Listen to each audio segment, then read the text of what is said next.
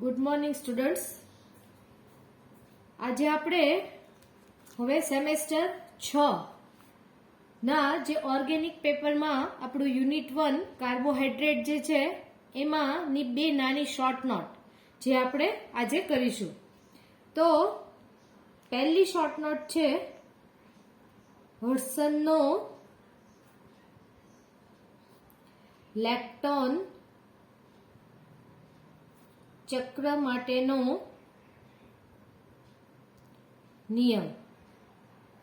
Hudson નામના વૈજ્ઞાનિકે જુદા જુદા ઘણા બધા નિયમો આપેલા છે, પરંતુ આપણે આપણા સિલેબસના આધારે જે હડસનનો લેક્ટોન ચક્ર માટેનો નિયમ જે છે એ આપણે કરવાનો છે. તો ઈસવીસન 1910માં હડસન નામના વૈજ્ઞાનિકે આલ્ડોનિક એસિડ એટલે કે એવા કાર્બોહાઈડ્રેટ કે જે આલ્ડીહાઇડ સમૂહ ધરાવતા હોય અને આલ્ડીહાઇડ સમૂહનું આલ્ડોનિક એટલે કે કાર્બોક્સિલિક સમૂહમાં રૂપાંતર થયા પછીના જે એસિડ હોય, સપોઝ કે ગ્લુકોઝ, તો ગ્લુકોઝમાંથી બનતો ગ્લુકોનિક એસિડ. તો આવા આલ્ડોનિક એસિડના અભ્યાસના આધારે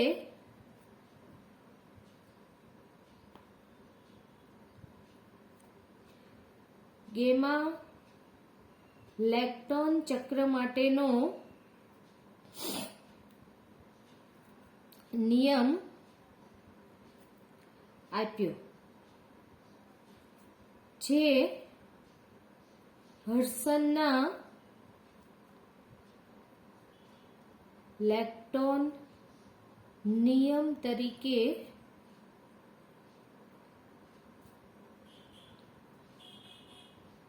ઓળખાય છે. હવે આમાં તો કે આલ્ડોનિક એસિડમાં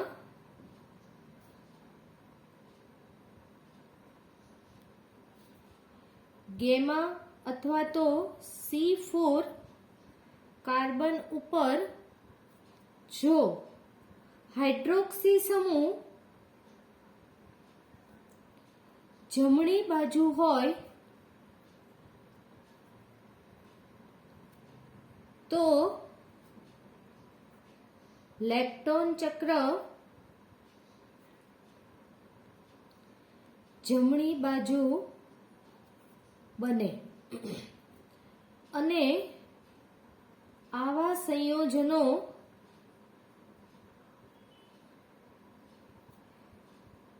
દક્ષિણ ભ્રમણીય હોય, એટલે કે ડી ઓર પ્લસ. જ્યારે આલ્ડોનિક એસિડમાં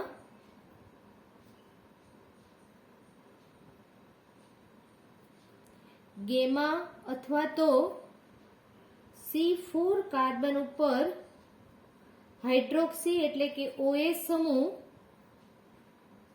ડાબી બાજુ હોય તો લેક્ટોન ચક્ર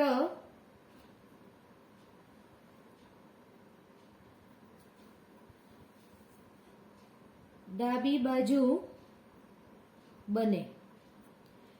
તેમજ આવા સંયોજનો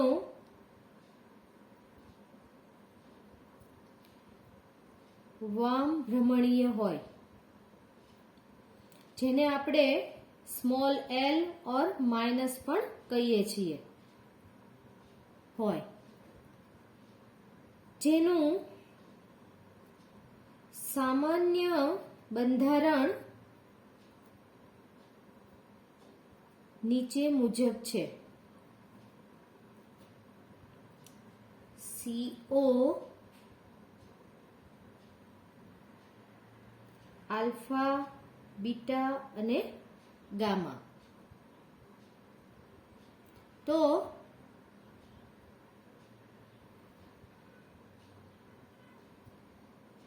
આ આલ્ફા, આ બીટા અને આ ગામા.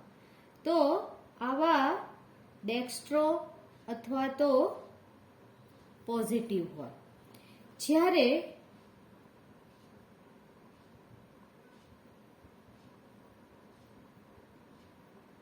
આલ્ફા, બીટા અને ગામા, જો OH સમૂહ ડાબી બાજુ હોય તો આવા સંયોજનોમાં લેક્ટોન ચક્ર ડાબી બાજુ બને અને આવા સંયોજનો લીવો અથવા તો માઇનસ હોય.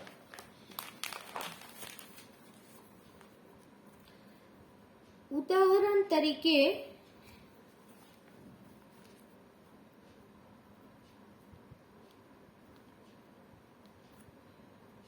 ગ્લુકોઝમાંથી બનતા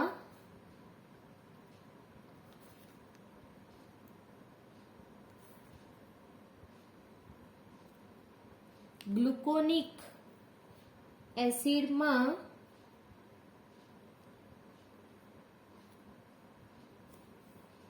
C4 અથવા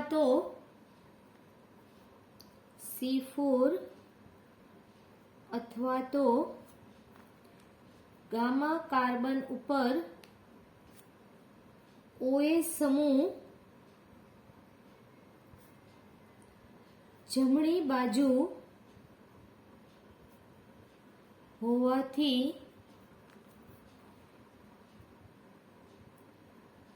લેક્ટોન ચક્ર જમણી બાજુ બને. તેમજ નિયમને આધારે આવા સંયોજનો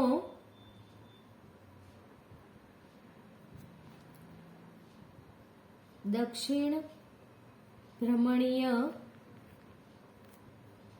હોય. આપણે જોઈએ ગ્લુકોનિક એસિડ. ગ્લુકોઝમાં પ્રથમ કાર્બન ઉપર જે આપણે એનું અવકાશીય સૂત્ર કહીએ છીએ, તો અવકાશીય સૂત્રમાં પ્રથમ કાર્બન ઉપર આલ્ડીહાઇડ સમૂહ હોય, જેનું એસિડમાં રૂપાંતર થાય એટલે કે કાર્બોક્સિલિક સમૂહમાં રૂપાંતર પામે અને એ જે એસિડ બને એને આલ્ડોનિક એસિડ અથવા ગ્લુકોઝમાંથી બનતો હોવાને કારણે એને આપણે ગ્લુકોનિક એસિડ કહીએ. તો આ ગ્લુકોનિક એસિડમાં ગામા કાર્બન એટલે કે C4 કાર્બન ઉપર OH સમૂહ જમણી બાજુએ આવેલ હોય છે, જેથી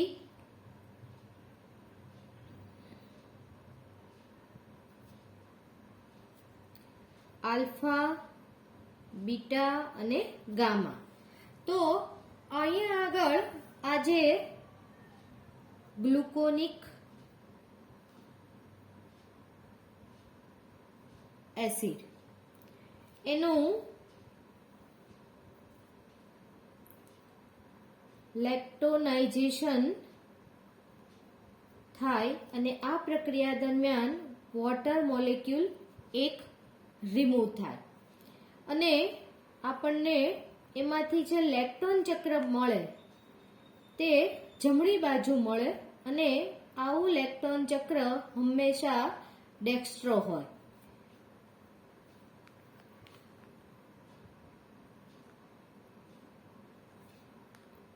આલ્ફા, બીટા અને gamma, OH, H, OH, H, OH, H અને H.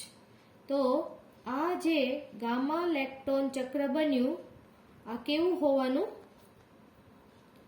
દક્ષિણ ભ્રમણીય અથવા તો સ્મોલ ડી અથવા તો પ્લસ. હવે આ જ રીતે જેવા બીજા એક સંયોજનમાં લેક્ટોન ચક્ર ડાબી બાજુએ બને, તો એનું આપણે એક ઉદાહરણ જોઈએ. આ જ રીતે ટેલોસ એક પ્રકારના કાર્બોહાઈડ્રેટનું નામ છે. ટેલોસમાંથી મળતા ટેલોનિક એસિડમાં ગેમા અથવા તો C4 કાર્બન ઉપર OH સમૂહ ડાબી બાજુ હોય છે, જેથી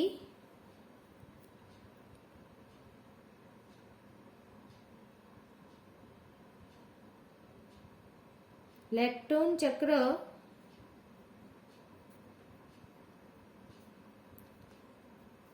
ડાબી બાજુ એ બને છે અને નિયમના આધારે આવા સંયોજનો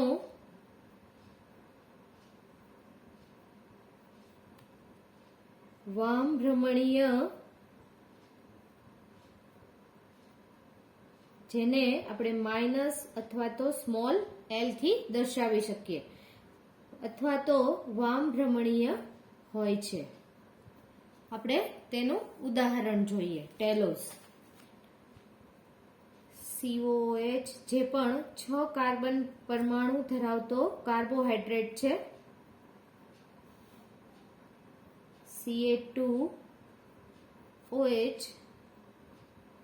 આલ્ફા, બીટા અને ગામા ત્રણેય કાર્બન ઉપર OH સમૂહ જેમાં ડાબી બાજુએ હોય છે.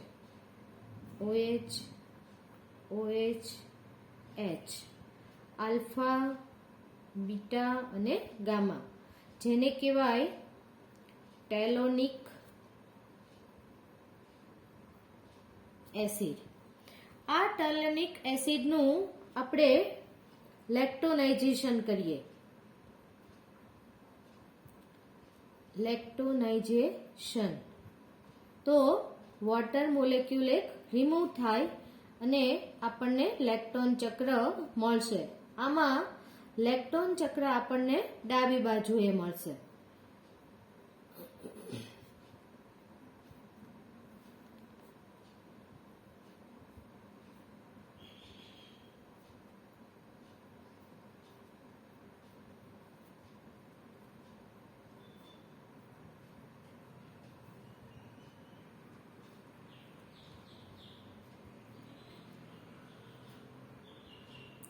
ગેમા લેક્ટોન જે સ્મોલ l ઓબ્લિક માઇનસ અથવા તો વામભ્રમણીય હોય. તો આ પ્રમાણે હડસને જે નિયમ આપ્યો કે C4 અથવા તો ગેમા કાર્બન ઉપર જો OH સમૂહ ડાબી કે જમણી બાજુએ હોય એ પ્રમાણે એનું લેક્ટોન ચક્ર બને, અને જો ડાબી બાજુએ બને તો એ વામભ્રમણીય હોય અને જમણી બાજુએ બને તો એ કેવું હોય? દક્ષિણ ભ્રમણીય. આ જ રીતે હડસને જુદા જુદા 24 જેટલા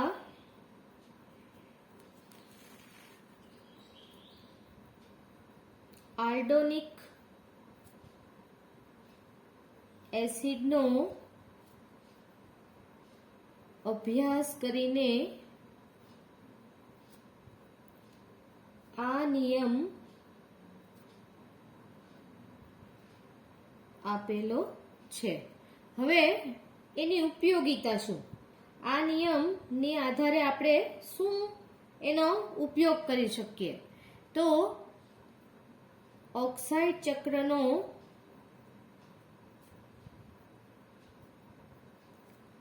પ્રકાર તેમજ લેક્ટોન ચક્રનું કદ તેમજ અવકાશીય સૂત્ર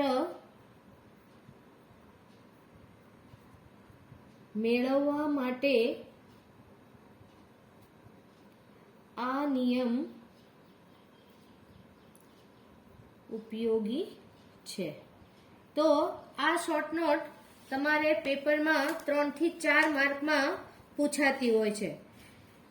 જે આપણા સિલેબસમાં નાની નાની આ યુનિટમાં 3 શોર્ટ નોટ છે.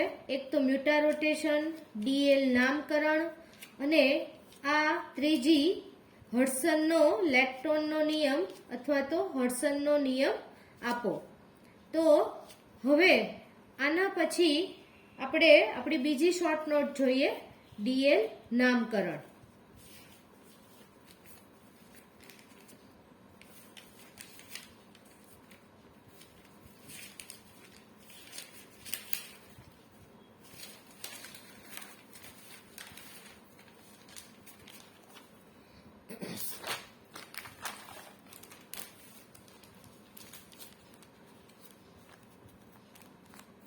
તો બીજી શોર્ટ નોટ છે કેપિટલ ડી અને એલ નામકરણ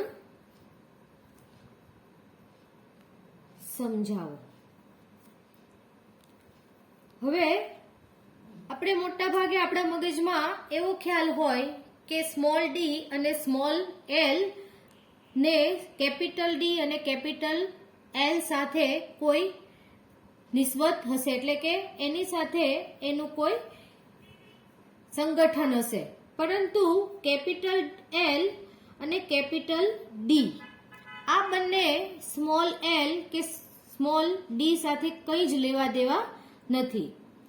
કેપિટલ ડી અને કેપિટલ એલ પ્રકાશ સમઘટકોનો વિન્યાસ દર્શાવે છે, તેને પ્રકાશીય પરિભ્રમણ સાથે કોઈ નિસ્બત નથી. તો આપણે જોઈએ કે ડી અને એલ સંજ્ઞાઓ પ્રકાશ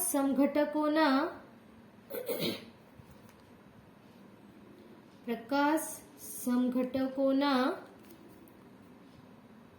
અવકાશ વિન્યાસ દર્શાવે છે. તેને પ્રકાશીય પરિભ્રમણ સાથે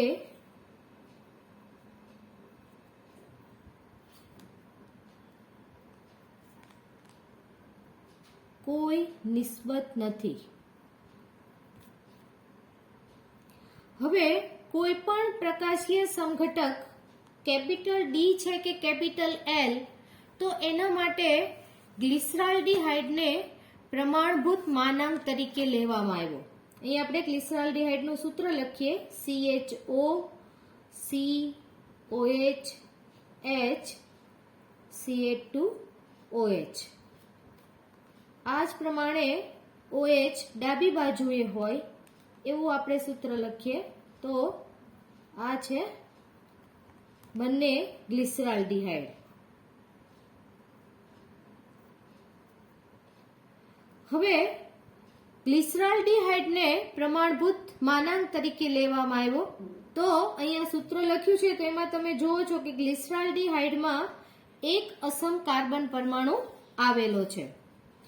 આ અસમ કાર્બન પરમાણુની જો જમણી બાજુએ OH સમૂહ આવેલો હોય તો આવા સંયોજનને કેપિટલ ડી કહેવાય, અને જો અસમ કાર્બન પરમાણુની ડાબી બાજુએ OH સમૂહ આવેલો હોય તો આવા સંયોજનોને કેપિટલ એલ કહેવાય. આમ કેપિટલ ડી કે કેપિટલ એલ સંયોજનો જે છે એની માટે ગ્લિસરાલ્ડીહાઇડને પ્રમાણભૂત માનાંક તરીકે લેવામાં આવ્યો, અને એમાં નક્કી કરવામાં આવ્યું કે જો અસમ કાર્બન પરમાણુની જમણી બાજુએ OH સમૂહ આવેલો હોય તો એવા સંયોજનોને કેપિટલ ડી કહેવાનું, અને જો OH સમૂહ ડાબી બાજુએ આવેલો હોય તો આવા સંયોજનોને કેપિટલ એલ કહેવાનું. ત્યાર પછી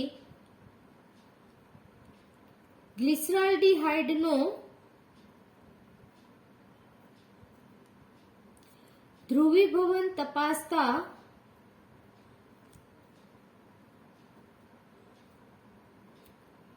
માલુમ પડ્યું કે ડીગ્લિસરાલ્ડિહાઇડ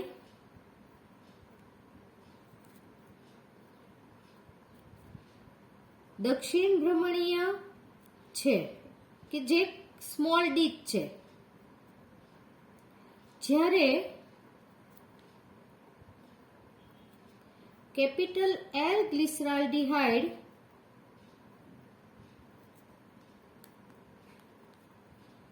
માઇનસ એટલે કે લીવોરોટેટરી અથવા તો જેને આપણે ગુજરાતીમાં કહીએ કે વામ ભ્રમણીય છે.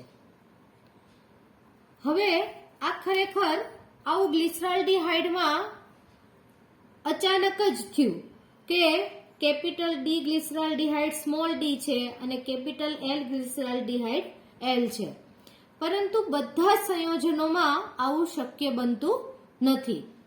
જેમ કે ગ્લિસરાલ્ડિહાઇડમાંથી બનતો ગ્લિસરિક એસિડ, જેનું સૂત્ર આ પ્રમાણે છે CH2OH, આ કેપિટલ ડી ગ્લિસરિક એસિડ, જ્યારે આ છે એ છે કેપિટલ એલ ગ્લિસરિક એસિડ, જેમાં OH સમૂહ ડાબી બાજુએ છે. આમાં પણ ફક્ત એક જ અસમ કાર્બન પરમાણુ આવેલો છે, તો આ છે એલ ગ્લિસરિક એસિડ. પરંતુ આ સંયોજનોનું ધ્રુવીભવન તપાસતા માલુમ પડ્યું કે ડી ગ્લિસરિક એસિડ જે વામ ભ્રમણીય અથવા તો લીવોરોટેટરી અથવા તો માઇનસ છે, જ્યારે એલ ગ્લિસરિક એસિડ જે સ્મોલ ડી દક્ષિણ ભ્રમણીય અથવા તો પ્લસ છે. તો આમ ગ્લિસરાલ્ડિહાઇડ અને ગ્લિસરિક એસિડના આપણે ઉદાહરણ ઉપરથી એ નક્કી કરી શક્યા કે કોઈ પણ સંયોજન ડી છે કે એલ છે તે ફક્ત અસમ કાર્બન પરમાણુ પરના H અને OH પરના સ્થાનના આધારે નક્કી કરી શકીએ. એને ધ્રુવીભવનની દિશા સાથે કોઈ લેવા દેવા નથી. હવે કાર્બોહાઈડ્રેટની બાબતમાં આપણે જોઈએ. આપણો આ યુનિટ કાર્બોહાઈડ્રેટનું છે, તો કાર્બોહાઈડ્રેટ સંયોજનોમાં એક કરતા વધારે અસમ કાર્બન પરમાણુ આવેલા હોય, તો આવા અસમ કાર્બન પરમાણુ વધારે હોય તો આપણે કેવી રીતે નક્કી કરવું? તો એની માટેના બે નિયમ છે. કાર્બોહાઈડ્રેટ સંયોજનોમાં પ્રાથમિક આલ્કોહોલ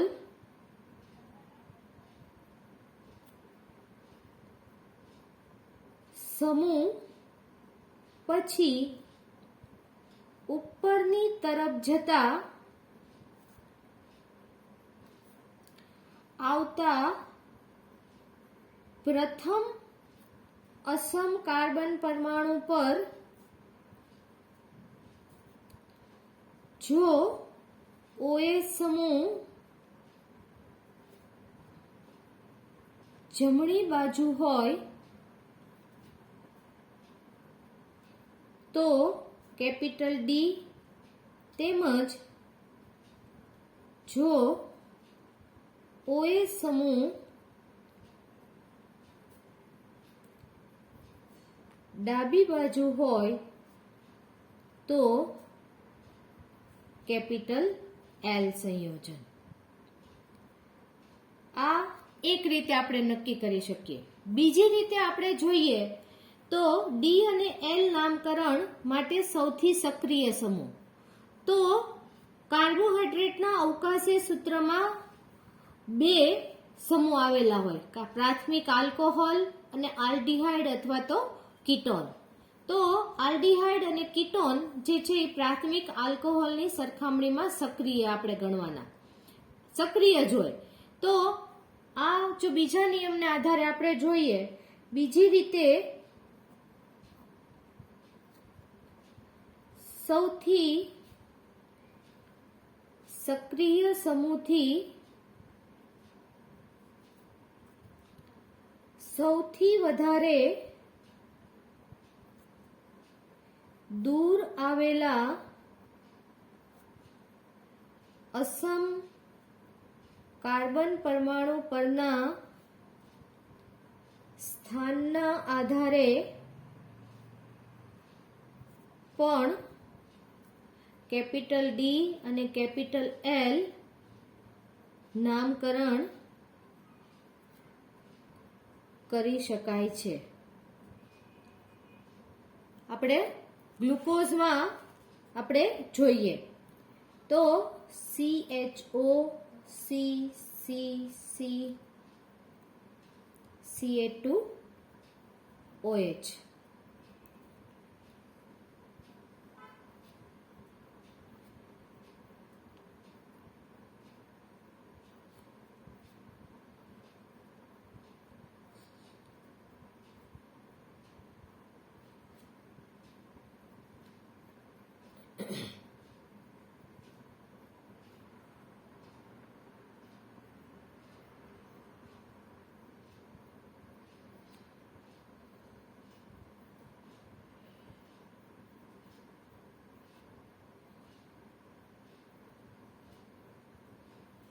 હવે આ બંને સૂત્ર મેં અહીંયા લખ્યા છે. હવે આજે આપણે બંને કન્ડિશન લખી છે તો આ બંને કન્ડિશનને આધારે આપણે જોઈએ. પહેલી કન્ડિશનમાં આપણે એવું કીધું કે કાર્બોહાઈડ્રેટ સંયોજનોમાં પ્રાથમિક આલ્કોહોલ સમૂહ પછી ઉપરની તરફ જતા પ્રાથમિક આલ્કોહોલ સમૂહ એનાથી અહીંયા ઉપરની તરફ આપણે ગયા તો આવતો પ્રથમ અસમ કાર્બન પરમાણુ જે આ અસમ કાર્બન પરમાણુ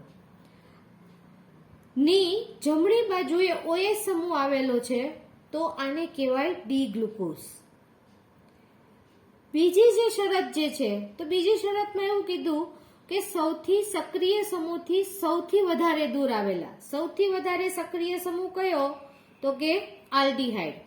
આલ્ડીહાઇડ સમૂહ તરફથી સૌથી દૂર આવેલો અસમ કાર્બન પરમાણુ આ જ કાર્બન થાય તો કે એની જમણી બાજુએ આવેલો OH સમૂહ જે કેવો છે ડી OH જમણી બાજુ એટલે એને કહેશું ડી ગ્લુકોઝ. એ જ રીતે પ્રાથમિક આલ્કોહોલ સમૂહ તરફથી ઉપર જતા આવતો પ્રથમ અસમ કાર્બન પરમાણુ જેની ડાબી બાજુએ OH સમૂહ આવેલો છે એટલે એને કહેશું આપણે એલ ગ્લુકોઝ. અને બીજી રીતે આમાં પણ જોઈએ તો આલ્ડીહાઇડ સમૂહ તરફથી આગળ જતા આવતા સૌથી દૂર આવેલો અસમ કાર્બન પરમાણુ એના પર ડાબી બાજુએ OH સમૂહ આવેલો છે એટલે આપણે એને કહેશું એલ ગ્લુકોઝ. તો આજે આપણે આ રીતે બે શોર્ટ નોટ કરી હડસનનો નિયમ અને DL નામકરણ. DL નામકરણ જે આપણે અગાઉ પણ વાત કરેલી છે એ જ પ્રમાણે તમારે MScમાં પણ જ્યારે કાર્બોહાઈડ્રેટ આવશે ત્યારે આ કેપિટલ ડી સંયોજન અને કેપિટલ એલ સંયોજન વિશે વધારે આગળ તમારે ભણવાનું આવે છે.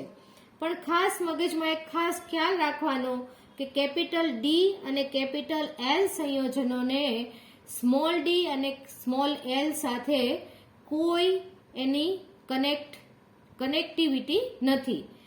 કેપિટલ એલ અને કેપિટલ ડી જે છે એ ફક્ત OH સમૂહના સ્થાન દર્શાવે છે, પ્રકાશ વિન્યાસ દર્શાવે છે, જેને પ્રકાશીય પરિભ્રમણ સાથે કોઈ નિસ્બત હોતો નથી. એમ જ કેપિટલ ડી અને કેપિટલ એલ સંયોજનો દક્ષિણ ભ્રમણીય પણ હોઈ શકે અને વામ ભ્રમણીય પણ હોઈ શકે. એનાથી એમાં કોઈ ફેરફાર થતો નથી. તો આ સાથે આજે આપણે આજની બે શોર્ટ નોટ કમ્પ્લીટ કરીએ. હવે નેક્સ્ટ લેક્ચરમાં આપણે જે કાર્બોહાઈડ્રેટનું સૌથી મોટું બંધારણ સાબિત કરવાનું છે સુક્રોઝ, તો એ આપણે કરશું. એ પહેલા તમે લોકો એક વખત ગ્લુકોઝ અને ફ્રુક્ટોઝના બંધારણ વાંચી લેજો. Okay, thank you.